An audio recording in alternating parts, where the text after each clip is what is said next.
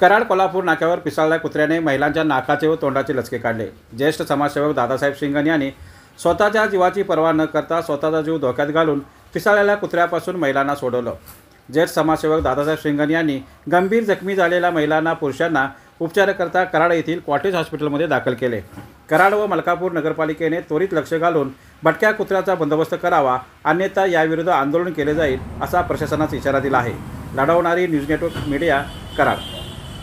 आज सकाळी 10 वाजता पिसाळलेल्या कुत्र्यानं कमीत कमी 10 ते 15 जणांचा ताबा घेतला।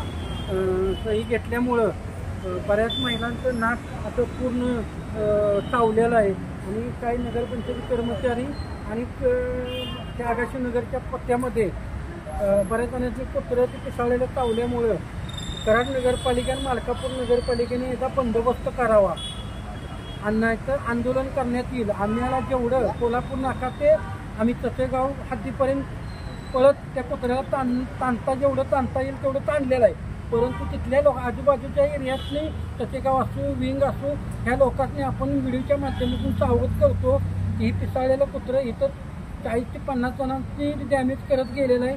5 ते 6 जणांचं नाक त्याने ताबा घेतलेला। अशा कुत्र्याचं तुम्ही तिथं बघावं आणि गावाला सावध करावं। एवढे जय हिंद जय महाराष्ट्र।